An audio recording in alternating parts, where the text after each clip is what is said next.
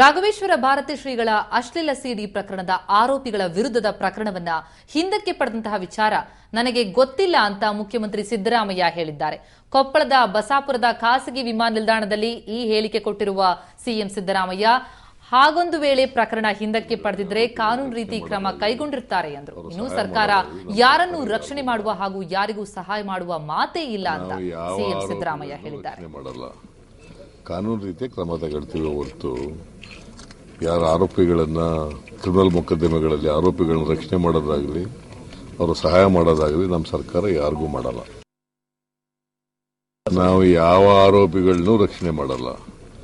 ಕಾನೂನು ರೀತಿಯ ಕ್ರಮ ತಗೊಳ್ತೀವಿ ಹೊರತು ಯಾರ ಆರೋಪಿಗಳನ್ನ ಕ್ರಿಮಿನಲ್ ಮೊಕದ್ದಮೆಗಳಲ್ಲಿ ಆರೋಪಿಗಳನ್ನ ರಕ್ಷಣೆ ಮಾಡೋದಾಗಲಿ ಅವರು ಸಹಾಯ ಮಾಡೋದಾಗಲಿ ನಮ್ಮ ಸರ್ಕಾರ ಯಾರಿಗೂ ಮಾಡಲ್ಲ. ಶಾಸಕ ಅಶೋಕ್ ಖೇಣಿ ರೈತರ ಆತ್ಮಹತ್ಯೆ ಬಗ್ಗೆ ಹೇಳಿಕೆ ಕೊಟ್ಟಿರುವ ಬಗ್ಗೆ ಪ್ರತಿಕ್ರಿಯಿಸಿದ ಸಿಎಂ ಸಿದ್ದರಾಮಯ್ಯ ಯಾರೊಬ್ಬರು ರೈತರ ಬಗ್ಗೆ ಲಘುವಾಗಿ ಮಾತನಾಡಬಾರದು ಅಂದರು. ಇನ್ನೂ ಆತ್ಮಹತ್ಯೆ ಮಾಡಿಕೊಂಡಂತಹ ರೈತರಿಗೆ ನಿಯಮಾವಳಿಗಳ ಪ್ರಕಾರ ಪರಿಹಾರ ನೀಡಲಾಗುವುದಾಗಿ ಸಿಎಂ ಸಿದ್ದರಾಮಯ್ಯ ಹೇಳಿದ್ದಾರೆ. ರೈತರ ಬಗ್ಗೆ ಯಾರು ಲಘುವಾಗಿ ಮಾತಾಡಬಾರದು.